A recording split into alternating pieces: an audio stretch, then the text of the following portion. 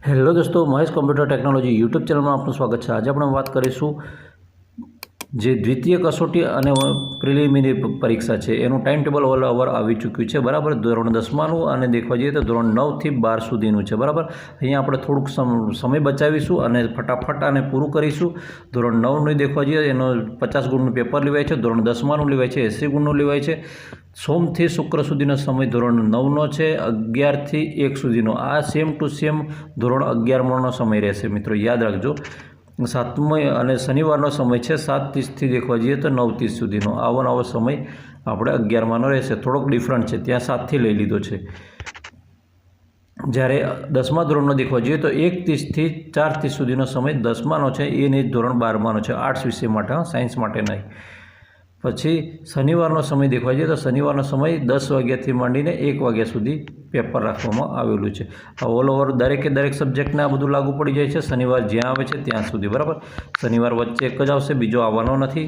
અને તમને સીધી ભાષામાં વાત કરી દઈએ તો આપણા જે પેપર છે 20 તારીખથી ચાલુ થાય છે અને ક્રમિક એ રીતે આગળ ફિનિશ થઈ જશે। રજા વચ્ચે કેટલી આવે છે તો તમને કહી દઉં, વચ્ચે રજા અહીંયા એક જ આવે છે, રવિવારવાળી રજા, એટલે કે 26 તારીખની રજા। કઈ 26 તારીખની। બાકીનું બધું તમે ક્રમિક ગોઠવી શકો છો। 21, 22, 23, 24, 25, 26 રવિવાર કાઢી નાખવાનો અને 26નો અને પછી 27, 28, 29, 30, 31 એ રીતે ચાલી જવાનું રહેશે, બરાબર। આપણે બીજા મહિનાની અંદર પણ એન્ટ્રી મારી દઈએ છીએ, પણ કયા માટે? 12મા ધોરણ માટે। આપણે અહીંયા 9મા ધોરણને દેખવા જઈએ તો તમે સ્ક્રીનશોટ પાડીને પણ સાચવી શકો છો મિત્રો।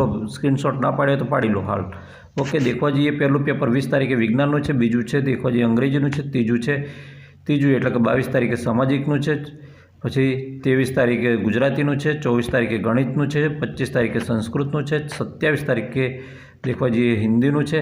અને આ શાળા કક્ષાએ લેવાતી પરીક્ષા છે ધોરણ 10ની, એનું પણ ટાઈમ ટેબલ ઓલરેડી આવી ચૂકેલું છે મિત્રો। કયા દિવસે લેવાય છે તો એની વાત કરી દઈશું આપણે, પણ એના પહેલાં આપણે ધોરણ 10માની સેકન્ડ ટેસ્ટ છે એને દેખી લઈએ। એ પણ 20 તારીખે ગણિત સ્ટાન્ડર્ડ બેઝિક ને એ બધા પેપર ગણિતના આવી જાય છે, બરાબર, પહેલા જ ધડાકે। અને પછી 21 તારીખે ગુજરાતી છે, 22 તારીખે વિજ્ઞાન છે, 23 તારીખે અંગ્રેજી છે, સામાજિક વિજ્ઞાન 24 તારીખે છે, અને પીટી છે, કમ્પ્યુટર છે, કૃષિ છે, બરાબર, પશુપાલન છે, આ બધા 25 તારીખે છે। પછી સંસ્કૃત હિન્દી 27 તારીખે છે, વચ્ચે રવિવારે એક રજા નીકળી જાય છે, બરાબર।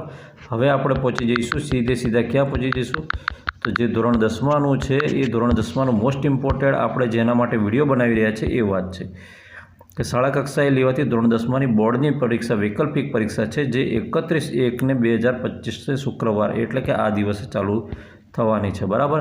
અને તે દિવસે શું છે, ફિક્સ લેવાની છે, એનો સમય છે 11 થી 12 સુધીનો છે, બરાબર। એટલે કે 1 કલાકનું પેપર રહેશે। પેપર કેટલા માર્ક્સનું રહેશે મિત્રો તો તમને કહી દઉં છું, પેપર તમારે 50 માર્ક્સનું રહેશે। કેટલું? 50 માર્ક્સનું થિયરી રહેશે, 50 માર્ક્સનું પ્રેક્ટિકલ રહેશે, અને કુલ મિલાઈને તમારે 100 માર્ક્સ થશે, અને 100 માર્ક્સને તમારે એને કન્વર્ટ કરવાના થતા હશે। 100ને 80માં કન્વર્ટ કરવાના થાય છે, ને 80માં 20 વત્તા 20 ઇન્ટરનલમાંથી તમને આપીને ફરી પાછા 100 કરવાના થતા હોય છે। ચલો એ વાત અલગ છે। હવે યોગ, સ્વાસ્થ્ય અને શારીરિક શિક્ષણ, કોમ્પ્યુટર, આ બધા જે સબ્જેક્ટ છે એ છે, બરાબર। અને બધા પેપરો OMR સિસ્ટમ આવશે, ડિસ્ક્રિપ્ટિવ કશું નહીં આવે। હવે પ્રાયોગિક પરીક્ષા શિક્ષણ બોર્ડ દ્વારા જે તારીખ જાહેર કરવામાં આવેલી છે, એટલે કે 31/3 તે જ દિવસે લેવાનું રહેશે। એનો સમય કે દિવસ બદલી શકતા નથી, બરાબર, એટલે તે દિવસે લેવાનું રહેશે। હવે દ્વિતીય કસોટી છે એનો અભ્યાસક્રમ 9 થી 11 માટેનો ડિસેમ્બર એન્ડ સુધીનો રહેશે। ધોરણ 10મા માટેના 11, 12મા માટે સંપૂર્ણ ફિનિશ સિલેબસ જાહેર કરવામાં આવેલો છે। બીજી વાત છે કે આની અંદર દેખવા જઈએ તો ધોરણ 11માં 9મા માટે 30% સિલેબસ છે એ પહેલી કસોટીમાંથી લેશે અને 70% બીજી કસોટીમાંથી, બીજા સત્રમાંથી લેશે, અને એ રીતે પેપર લેવાશે, બરાબર। હવે વચ્ચે તમારે રજા પડે એવી છે એ તમને કહી દઉં છું। રજા પડે એવી છે કે મોસ્ટ ઇમ્પોર્ટન્ટ માનનીય જે પ્રધાનમંત્રીશ્રી છે એમણે પરીક્ષા પે ચર્ચાનો કાર્યક્રમ છે, જે વચ્ચે આ પરીક્ષાના સમય દરમિયાન જો જાહેર થઈ જાય તો તે દિવસનું પેપર એટલું ક્લોઝ થઈ જશે, બરાબર। તે દિવસના પેપરને પછીના નેક્સ્ટ પેપરની તારીખ આપી દેવામાં આવશે, તે દિવસે લઈ લેવામાં આવશે। બાકીનો શેડ્યુલ યથાવત રહેશે। હવે તમે આ જે ધોરણ 12માનું છે અને એનું છે 11માનું છે, એની સ્ક્રીનશોટ તમે પાડી શકો છો। બસ મિત્રો, મને લાગે છે તમે સ્ક્રીનશોટ પાડી લીધો હશે। થોડા નીચે આવી ગયા એમ લાગે છે। આ આંકડાશાસ્ત્ર પાસે આવી ગયા, બરાબર. અને તો છતાંય પણ તમને ફટાફટ કહી દઈએ છીએ કે ધોરણ 12માનું પહેલું કયું પેપર છે, તો ધોરણ 12માનું અંગ્રેજી છે, પછી નામું મનોવિજ્ઞાન છે, ત્રીજું છે અર્થશાસ્ત્ર છે, ચોથું આંકડાશાસ્ત્ર તત્વજ્ઞાન છે, પાંચમું ગુજરાતીનું છે, છઠ્ઠું સંસ્કૃતનું છે, વાણિજ્ય વ્યવસ્થા અને કમ્પ્યુટરનું છે એ સોમવારે ફરી આવી જાય છે. અને પછી એસપીસીસી ઇતિહાસ હિસ્ટ્રી છે, એ હિસ્ટ્રી દેખવા જઈએ 28 તારીખે છે, 29 તારીખે હિન્દી છે અને 30 તારીખે સમાજશાસ્ત્ર છે. મિત્રો, વાત કરી દઉં કે આ તમે પેપર છે, ભલે સાબરકાંઠાનો વિદ્યાર્થી હોય કે પાટણનો કે મહીસાગર દાહોદનો, બરાબર, કે અમદાવાદનો હોય, દરેકની અંદર દેખવા જઈએ તો દરેક જિલ્લાઓની અંદર એક જ પેપર લેવાશે, એક જ પ્રકારના પેપર હશે, ક્વેશ્ચન પેપર, બરાબર. 99% તમને વાત કહું છું આ, કેમ કે હવે જે પેપર વિદ્યાસંકુલથી કાઢવામાં આવતા એ નથી કાઢવામાં આવતા, જનરલ ઓલ ઓવર વિદ્યાર્થીઓને સરખો ન્યાય મળે એટલે એક જ પેપર કાઢવામાં આવે છે ગુજરાતમાં, બરાબર. એટલે બનતા સુધી તમારા પેપર એક જ સરખા હશે એની તમને પહેલી ખાતરી આપું છું હું.